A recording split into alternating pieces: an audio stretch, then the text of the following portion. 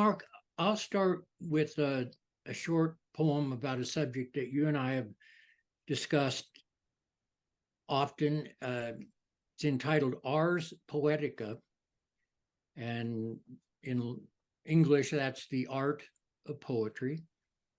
And I've added to that a concern for ars scribendi, which is the art of writing.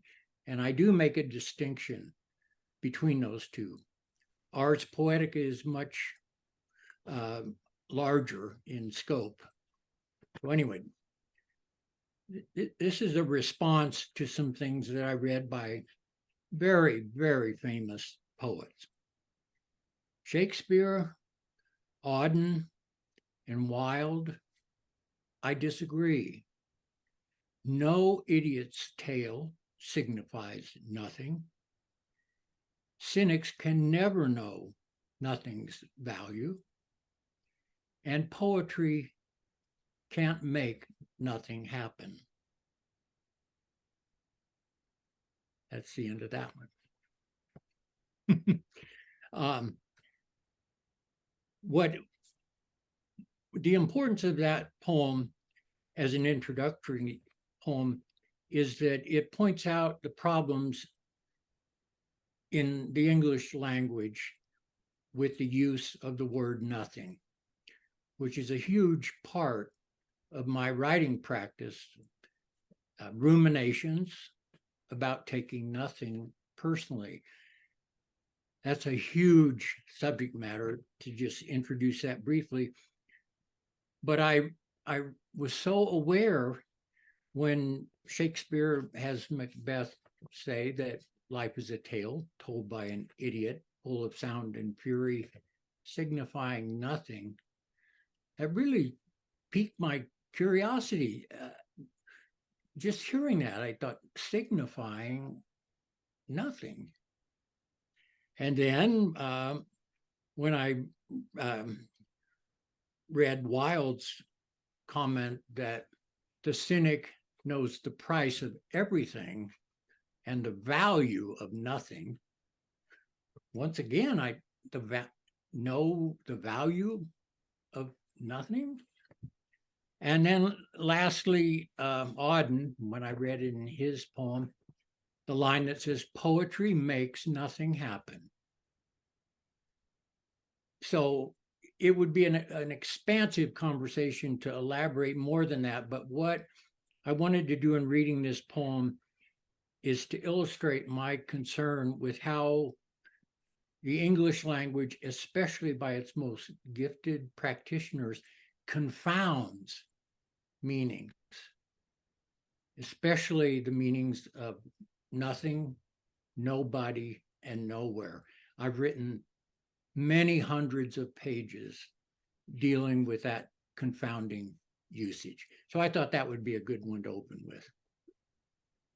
All right, thank you for opening with that and the explanation as to where it came from. This is another episode of Poets in Montana, and today's guest with me is Jack Waller, and I would say from Virginia City, Montana, or from Twin Bridges, Montana, or wherever you launched down into the great state of Montana from originally, Jack. Where did you when did you first arrive in Montana? I actually arrived in Montana first in 1968, and that was in the Phillipsburg area, a little valley outside of Phillipsburg called Rumsey.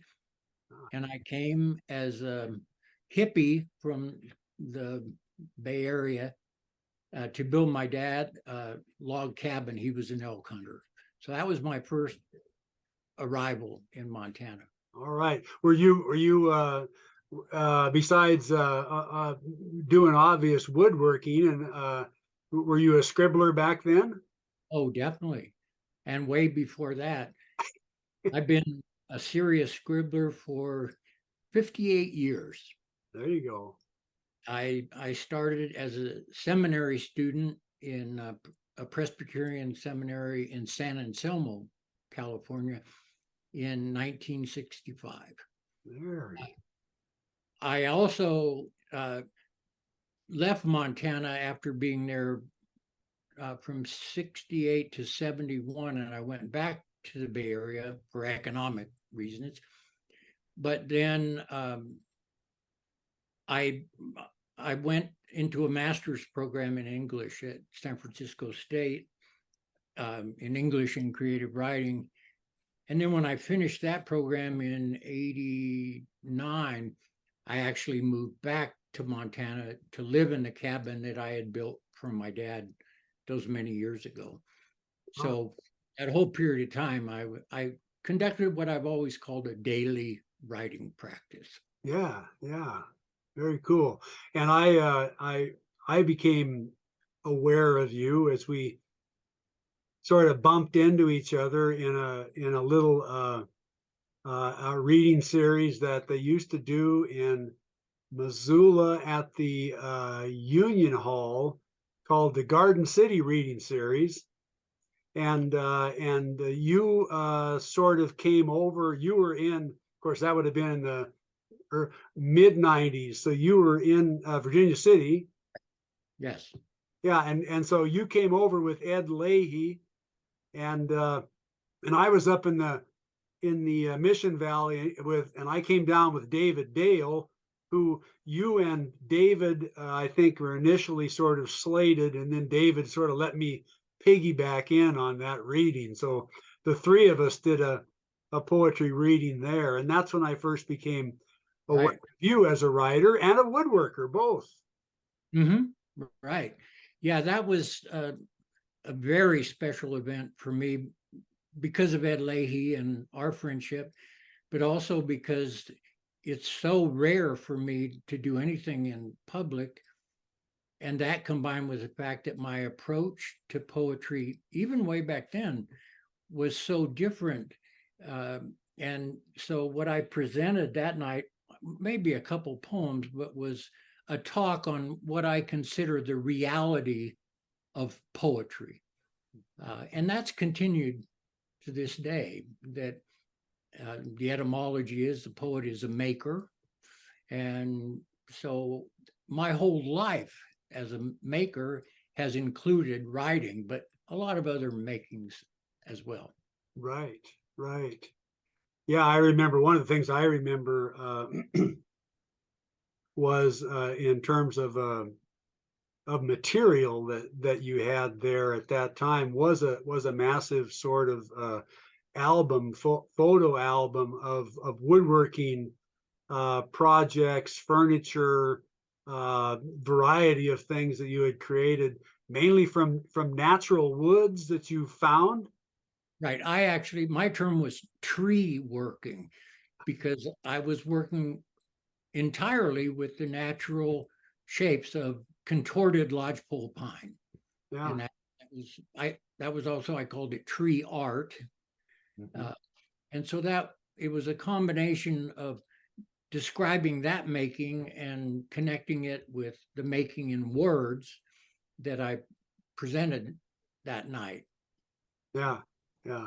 So I know, and over the years that you have, I guess, been writing and talking about your particular approaches to poetry, you have not actually put together any published books on that, right? Or Right. And that I'd like that to be an important part of our conversation because in a way I feel really out of character being in your series because I'm completely unpublished.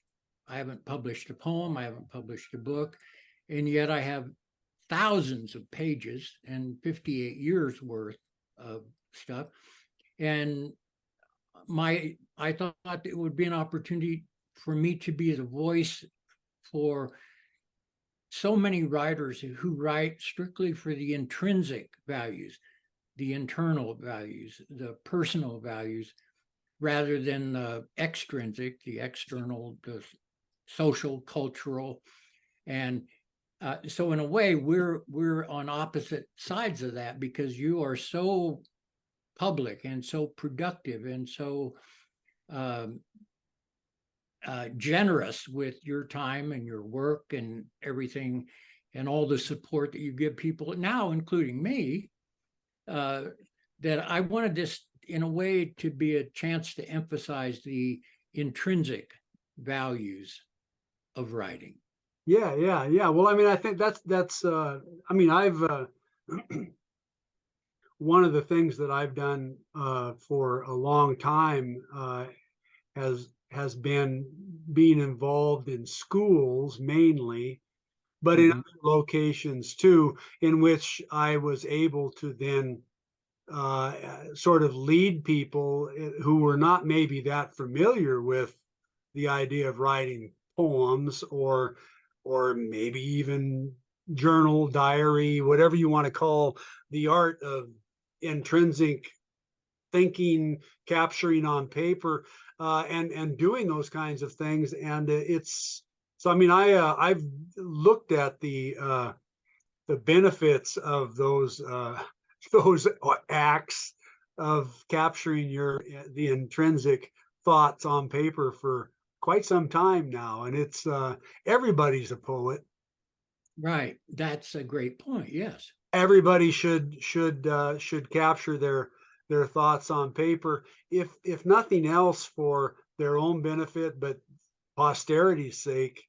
And if you have family or just the interested, nosy person that's out there wondering what other people think. Mhm. Mhm. I mean, yeah, Yeah. There, in a little while, there's one that I want to read that's very appropriate to that subject. But um, one of the I've realized, and I actually summarize it by saying, I've learned that I don't write to communicate, and that's a major insight into my writing practice. Rather, I write to ruminate, and that's to think deeply as I can, by the subject matters or on the subject matters that are most important to me. That is in service to the ancient Greeks, know thyself mm, and the examined life. I've felt that way since I graduated from high school, that my pursuit, especially in writing and with language, has been a pursuit of significance, of meaning and value. And it's a process that is just continued now for 58 years. there you go. Do you have something that you want to maybe share there that's kind of related to what you're talking about? Yes, actually, um, yes. Um, this this doesn't have a title, but it's on that subject of or of ars scribendi, and it goes like this: I ruminate and compose in fragments, both poetic and philosophical, as evidence of my fragmented mind. Since I am a writer that no one reads, because my poems remain unpublished and my would-be books remain in progress, Marshall says I haven't written at all. That's a reference to the Roman epigrammatist Marshall, who said, a man hasn't written who nobody reads. There's more on that coming. But by what measures would I ever regard my writings as worthy of an audience? Long after their original scribbling, I continue to edit my writings with these questions regarding their value. What's the point? Who cares? Why bother? I have not written to communicate. Rather, I have written to ruminate. I've written only for self-expression rather than to create art or literature. That's a reference to Virginia Woolf's famous statement, I write for art, not self-expression. I have written in the hope, this is one of my favorite couplets, I have written in the hope that someday I might be able to read my own mind. I've written as a means to self-knowledge, as part of living an examined life in pursuit of significance. I ask myself, why no desire to share my self-knowledge with an audience? Why no desire to communicate any of the outcomes of my examined life? That's the end. Yeah, I mean, I've heard, I know other writers who have made the supreme effort to publish their work and get it out there, who have claimed or asserted that they really didn't care if they were read. But it seemed to me that that was contradictory to the effort to put it in print. So I didn't give it too much thought or worry too much about it. But I guess if one does not make much of an effort to put it out there, it's just a voluminous amount of ruminations that are there for yourself. You use one of my favorite words in reference to my writings, voluminous. I have, along with 58 years of writing, I have many thousands of pages. I write mostly in fragments. I don't do a sustained writing. And as you and I have discussed, I had many conversations with Ed Leahy where he would express his frustration that I didn't finish anything.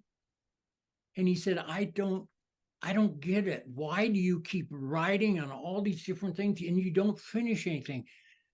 Ed said, I can't start on something new until I finish this. And I said, Ed, I don't know how to explain it. I wish I were like you, but I just have hundreds, literally hundreds of would-be poems, other writings, just up in the air, just in the works, be published. And maybe this will get edited out eventually, but I have, in addition to Ed voicing his frustration, I have been told that my writings, since I don't offer them or share them, are not nothing more than mental masturbations. Well, I've actually had someone seriously tell me that. well, I've referred to my own writing as mental masturbation, so that's not like a oh, off the topic, off the subject conversation. I mean, I think that's kind of just a tongue in cheek. If you're doing it with humor anyway, that's kind of what we all do. I mean, if it's, I mean, it's like, is there something wrong with masturbation to begin with? I think masturbation is a great fucking thing, personally. well, you know what Woody Allen said? Don't knock masturbation. It's sex with someone I love. Yeah, exactly. There you go. Yeah, my best friend. So anyway, here's something in terms of along the lines of writing or poetry. Who do you read, or who have you read that obviously I mean, you've impacted your life. You say your ruminations, you're not worried about collecting and publishing necessarily for anyone else to read, but you obviously are a literate human being. Who do you read, or who are your people, writers? Well, going back quite a ways, I was very much into all the confessional poets. Mm-hmm. A long list: James Wright, Ruskin, Robert Lowell, Right. a long list. but on top of that, in my master's program, my area of special interest was Shakespeare. Uh-huh. I have always been deeply, deeply involved with Shakespeare's writings. Yeah. I would say that's number one. But then in addition to that, there's one other fellow who I've been told that some of my poems seem to imitate Robert Frost, but I loved the simplicity of his diction, the vividness of his descriptions, and yet the significance. At the same time that it's so concrete, there's a conveyance, as he said one time, poetry is a way of saying one thing and meaning another, of combining description with interpretation, with significance. And surprisingly, the other one I have to mention is T.S. Eliot. Mhm. I read him over and back and everything. There are others I think that I'm leaving out, but those are the main ones. Yeah. Oh no, actually, I should bring you up to date. My recent reading is in the work of a wonderful poet, and I just finished talking about Ars Poetica. I just finished reading his poem, and it's entitled "A Letter to the Poet Laureate." Wonderful poem about the art of poetry, about its significance, about its reality. And do you recognize that poem? A Letter to the Poet Laureate. Oh, oh, oh, oh. Well, I I mean, love that poem. yeah, since I have been acting as the poet laureate in Montana, all of that poet laureate thing has been like stamped in my mind in terms of the Laureate, and Right. and then when you say that, then all of a sudden I see what you're referring to, a poem I wrote Exactly. Yes. time back. And dedicated to Cheryl Nothey. Yeah, it was a poem to Cheryl, who was the poet laureate at that time. And of course I was being witty and I spelled it Oh, Loriette, absolutely. I believe. So that's why I didn't recognize it at first. I wasn't thinking of my And wit. as I mentioned to you when you were in Virginia City, that's something that I find in your poetry that's very refreshing is your wit. I'm not very witty. I tend to just be, I don't know what, I've often criticized myself as utterly lacking in emotion and imagination. Other than that, I've a lot of resources. You referred earlier to poetry and philosophy, and I mean, in terms of those two sort of things, philosophy is Right. much more cerebral or controlled than poetry, which can become erratic and over dramatic oftentimes.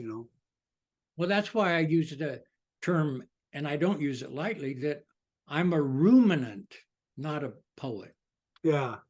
Writing poem, because it is, and I think I mentioned this to you when we spoke in Virginia City, that my work, especially now at my age and with the subject matter that I haven't even mentioned yet, tends to be very abstract. Mhm. And that's why I actually chose 3 shorter poems that at some point I'd like to read, because they are more based on concrete description, but yet containing a significance. Well, why don't you give us one? Okay. These are 3 poems that are all based on actual experiences. I tend to call them single image poems. Sometimes I call them epiphanies because they're such brief statements, but for me, they have such great significance. The first one actually happened when I, with Kristen and Ruby, were in Hawaii, and out in the garden was a stone Buddha. That's all I'll introduce it with. So it's titled The Garden Buddha. His eyes closed, the stone Buddha calmly waits, sitting above the terraced garden wall as the warming rays of the morning sun arrive to reveal his enlightened smile. And it just struck me, I actually witnessed that, the Buddha statues and how they're all composed and all, but until that morning sun enlightened, whatever you call those, it gave it a whole new meaning. That enlightenment coming from the outside, and enlightening stone, a stone figure of such huge significance, the Buddha. So that's one example.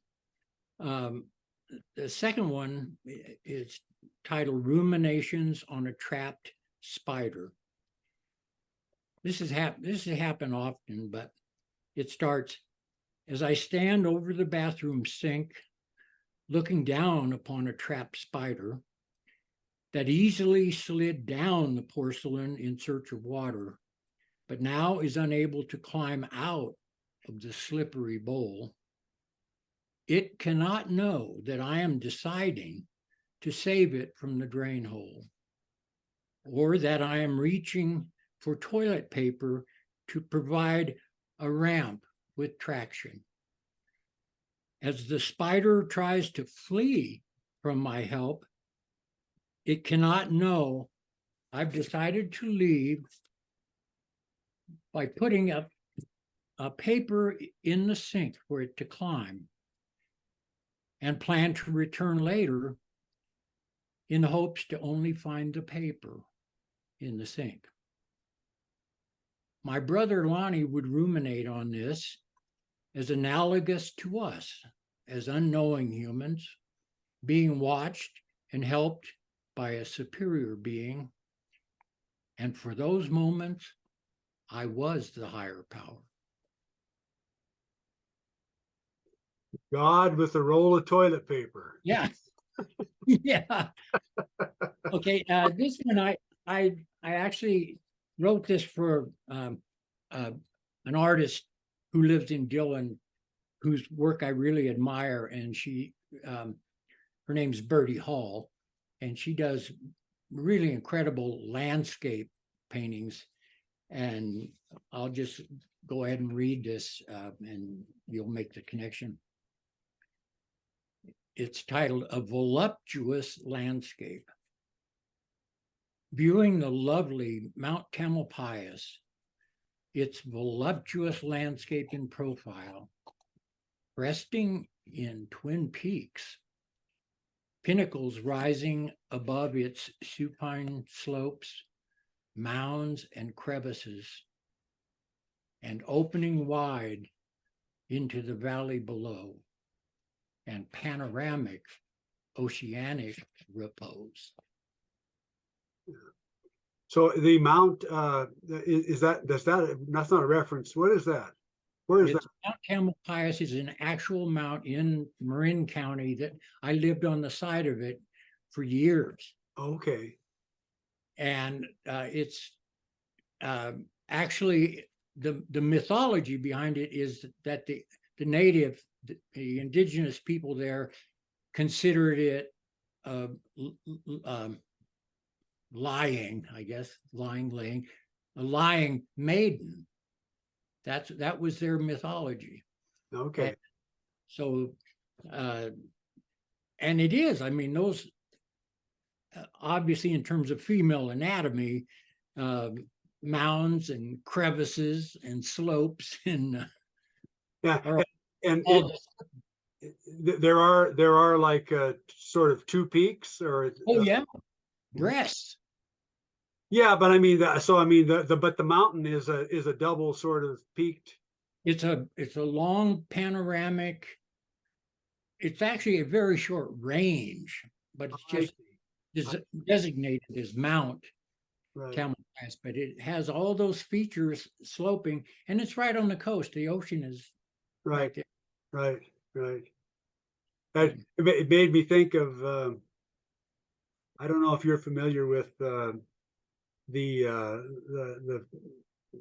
famous, infamous portrait photographer who worked at Eddie's Club for years, Lee Nye. You familiar with Lee Nye's I portrait? own my name. I Yeah, don't. he took a whole series of well, he took a lot of photographs over the years, but he took a series that was shot out behind Eddie's Club in Missoula, which was a bar down on Hagen's Avenue. It now is a bar called Charlie B's in Missoula. And but anyway, for years he took guys out back and he'd photograph them, and then he'd hang their portraits. And so he had all these incredible portraits of all the customers that he had. He used to tend bar there. Anyway, later on, and I maybe throughout his career, I don't know, but definitely later on in his life and career, he started doing these landscape portraits or images that he doctored up in the dark room, and they started out as a nude, as a female body in some sort of position and lit in a certain way, and then he added things to the body in a way that made them look like landscape photographs. I really appreciate that. Knowing that, I'll look. I'd like to look that up. Yeah, yeah. There's great stuff. And of course, he had a picture of a barn or something, and then he would put that, like in an area that was, close to a crevice or between the leg and the body or whatever. Hmm. All this different stuff. Or there were images of animals and birds, but that kind of reminded me of not Yeah, stuff. that's that's that's what happened in that poem. Um, I used to write a lot more of what you might call erotic writings, but I've been married now for 18 years, not yeah, over 18, and so I haven't written that type of stuff anymore. I also have a teenage daughter, so that's a Yeah. um, anything you want to do.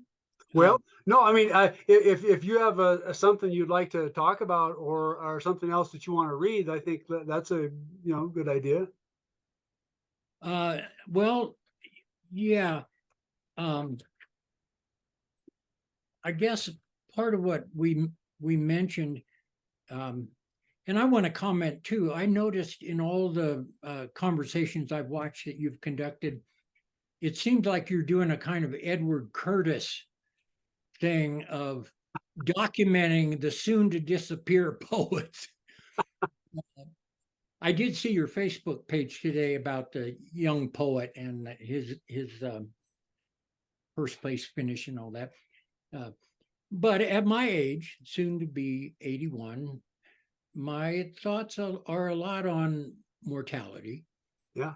and that very much connects with the idea of nothing, Yeah. nothingness, extinction, and my for the last 3 or 4 years, most of my ruminations have focused on signifying nothing, on taking nothing personally, and which has led to a fascinating set of questions, observations, even opinions about how English grammar really confounds our thinking about matters like mortality.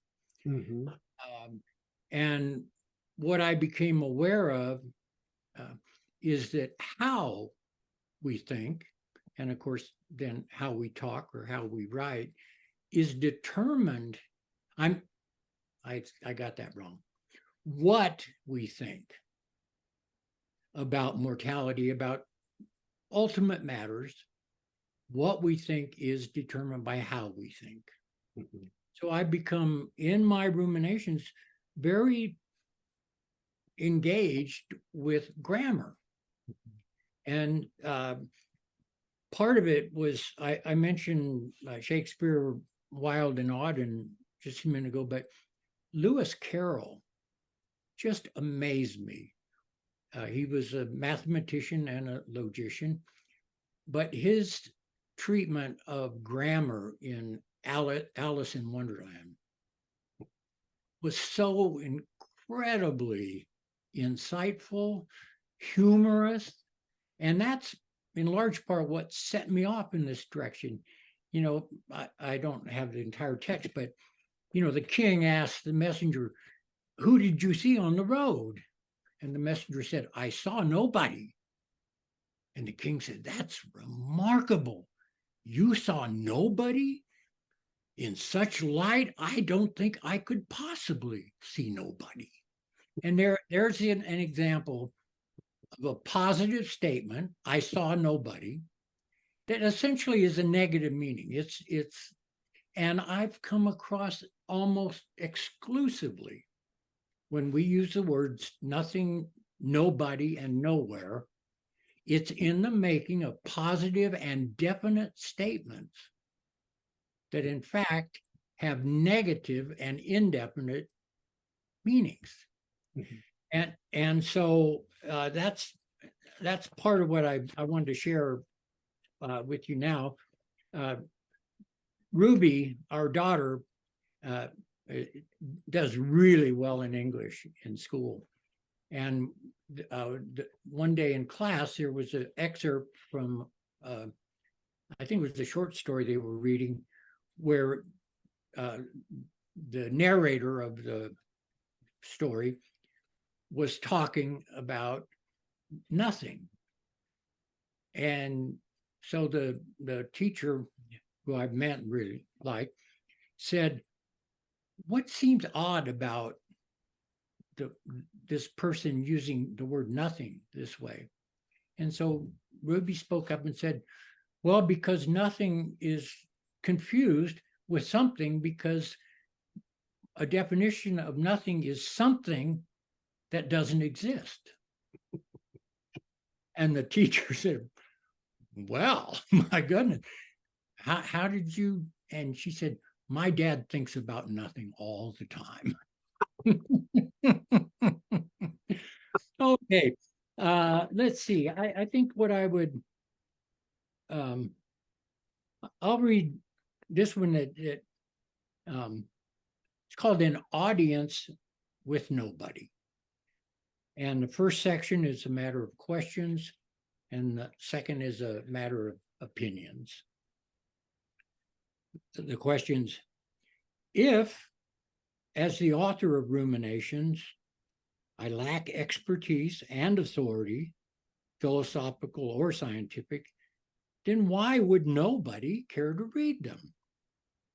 If nobody knows what I am thinking, then do I need another audience? If nobody wants to read my ruminations, then why would I burden anyone else? I disagree with Marshall's sarcasm. Quote, "He's a writer whose verse nobody reads," close quote. If nobody reads my ruminations, then doesn't that make me a real writer? If my ruminations are honest and true, and if nobody does care to read them, then doesn't that make them significant? Those were the questions. The opinions. If nobody cares to read my writings, with such a discerning audience, I will be recognized as a writer. If I really do have nothing to show after finishing more than 25 years of so many attempts to signify it, nobody would belong in my audience. Last stanza. In over 50 years of a daily writing practice, I've recorded many thousands of thoughts without much of an audience in mind. Now, if it is possible that someday nobody might want to read my writings, that would be a remarkable accomplishment. Yeah. There you go. There's some philosophical wit. There is, yeah.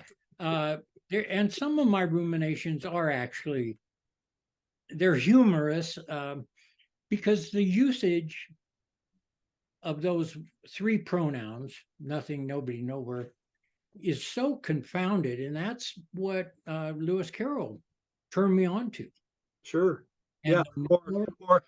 And Abbott and Costello reinforced, right? you'd have to share that with me. The old who's on first? Oh, yeah.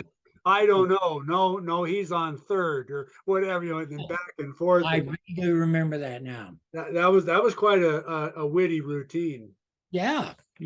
I'm looking to see. Okay, here we go again. On taking nothing personally. Why do I take nothing personally?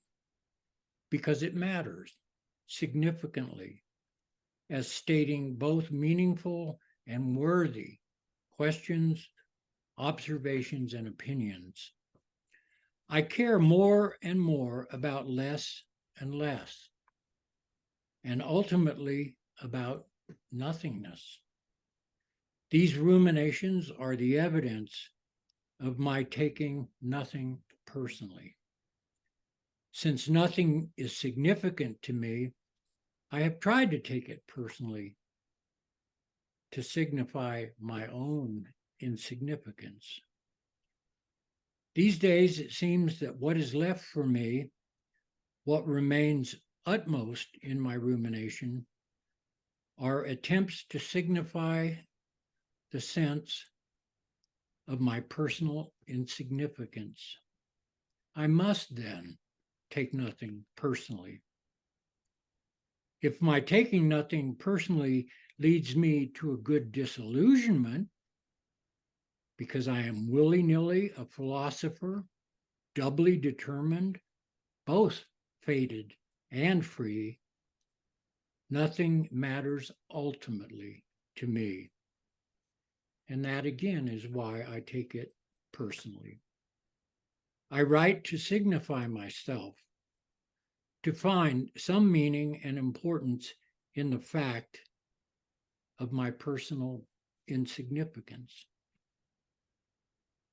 It does strike me as a cunning deceit of self to want to signify the sense I have of my personal insignificance. Extinction is a matter we must take, both personally and as a species, as our existential, natural fate. When taken as a personal matter, mortality is metaphysical. Nothingness matters to me personally when it relates existentially to the matter of my mortality. All that remains of my examined life is for me to attempt to signify my growing sense of insignificance. And by taking nothing personally, I ask, am I grubbing around in the abstract, dangerous roots of introspective crap? I have plumbed the depths of my shallowness and strained personally to signify my sense of mortal insignificance. Nothing is too deep for me to fathom. Yeah, I like that poem, man. And, and part of the reason being is because I mean, I'm while I enjoy a poem that makes me think and work mentally, I'm also just a natural born sucker for music. There's a lot of music in that poem. That's interesting. Oh Because yeah, no, there is. There's a lot of there's a lot of music in the poem, and I don't know. It's not exactly. Remember seeing it on the page. It's not exactly written in quatrains, but it feels like that when you hear it out loud almost. actually, what those are examples of the way I think and write. Every one of those that I read you is an independent fragment that I just collected out of what I have to combine under that title that would give some idea of what I mean about taking nothing personally. And now is a good time for me just to say, uh, I've thought about sharing with you why I call these poems, why I think they're poetic. And so I'm going to just comment on a few things. One, I'll start with the lesser. One is I'm very concerned with line endings, with punctuation or end stops or run on lines. I'm very concerned with the last word in the line. But I'm going to share something with you now that I didn't want to mention until we had this conversation. When you talk about metrics, I'm also very concerned about the sound of words, of how they flow together. But there's one thing that I'm not quite sure how to say it because it's become so important to me, but I didn't want to call attention to it in reading and sharing, but I want to now. Every line of what I read is 10 syllables. Yeah, yeah. Every That's I mean that's part of what we're hearing and reading. I mean, because I first read this poem to myself cold on the page in my voice, not yours. And there's definitely I mean 10 syllables. You go back to Shakespeare, you're talking about probably a 4 to 5 beat line somewhere in there. So it's that natural kind of iambic, not necessarily strictly iambic, but it's definitely got the rhythm pattern of speech, which feels more like a poem. The lines do. Mhm. Yeah, I one of my shortcomings metrically is I'm not really concerned with patterns like iambic, pentameter, or that. So this is strictly syllabic. Mhm. But I just had an experience just a couple of days ago, and I remarked to Kristen about it. I reread Dylan Thomas's "Do Not Go Gentle." I had never noticed before. Every line in that poem is 10 syllables. Mhm. Yeah, yeah. And with all my emphasis on it, the fact that I didn't recognize it in that poem was really set me back. I thought, wow. I mean, I don't know how many times I've read that poem and was never aware of the syllabic regularity. Right, right. And one of the things that one of the teachers that I had years ago recognized, that what I was writing that kind of a line. It was a it was a basically a 10 syllable line or a 5 beat line kind of a thing, which is kind of that standard English Mm-hmm. da da da da da da da da kind of a thing. It's a natural way the voice we tend to sort of speak with a few variations, but he thought that if I maybe tried to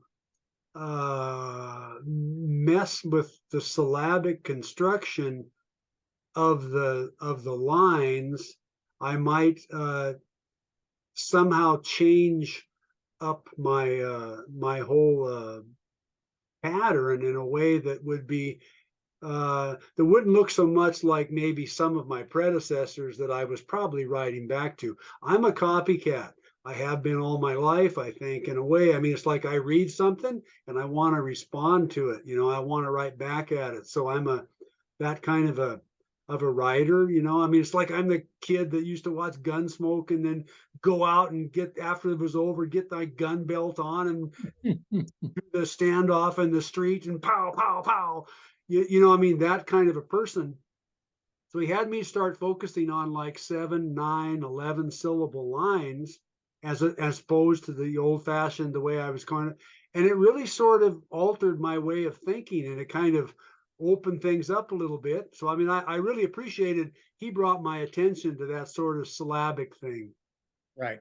I am well, I've known for years that one of the skills is variation, Mhm. and that to establish a pattern and then vary from it is very effective. And I was I was just experimenting with this 10 syllable line, partly because of the line lengths vary in actual print. The line lengths vary greatly. Mhm. There is a sense of variation. It's not sing-songy at Mhm. all. And Mhm. I definitely would never do that. But one of my thoughts is I hope whatever I've kind of gotten stuck in it now. I do all my fragments I seem to be thinking in 10 syllable thoughts. So now that I'm moving on from this, I'll try to get back to more of a variation. And that's one thing too, that I'm of an age that I I remember back when the craft of poetry involved numerous techniques. I mean, a whole toolbox of techniques. Uh, One of my favorite poems, I didn't mention him before, but one of my favorite poets and poems is Philip Larkin. And he wrote a poem titled All Bad, however you pronounce that, that is incredibly interesting to me because of its subject matter. It's about mortality, about death, about uh, and it took me, I don't know how long, to discover the incredible number of craft techniques that are embodied in that poem, and you don't notice them, Mhm. but they all have an effect. Mhm. Everything from rhyme scheme. I mean, I could just go on and on about, uh, and that to me seems to be lost now. Well, Um, I mean, there's a kind of a resurgence, I would say, probably in the out there if you really start sampling, you know, poetry widely. There's quite a few sort of return to form, formalist kind of work going on, and a lot of poets who worked pretty much in sort of a free verse form for years have found themselves, I think, returning to form poetry, you know, more of the traditional forms. yeah. And Well, you know, I mean, it's I enjoy doing it once in a while for the fun of it, because it does, you know, just demands the form demands that you dance to in a particular way, so you come up with different things. That it generates something that you weren't maybe expecting just because you have to go through the dance steps to get to the end. right, right. Well, as we talked when you were in Virginia City, part of what has happened is with the advent of the new digital technology, especially the word processing programs and all that, um, it's entering a different era. And I admit, I feel like I'm from the past. It's one reason I'm, again, glad that you're documenting me before I disappear. But um, poetry has really changed. I agree with what you're saying about some poets, Right. but maybe it's more the way we think.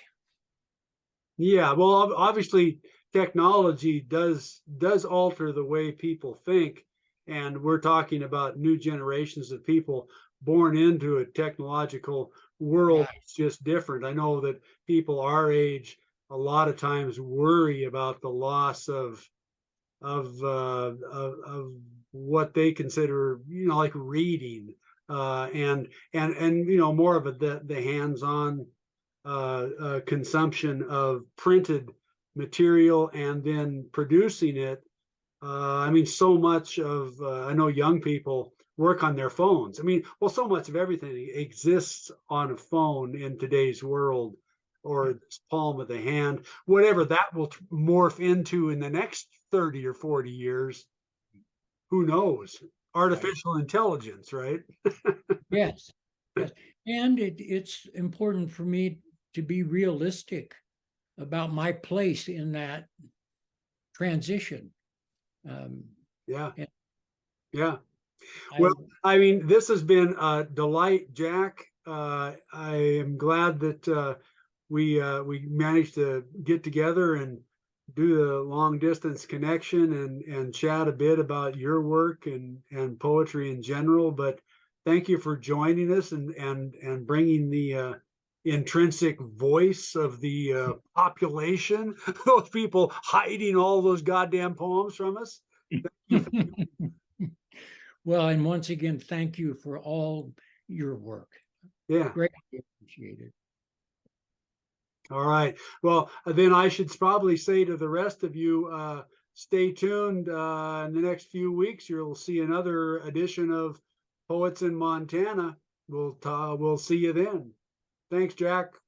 Thank you, Mark. Bye-bye. Bye.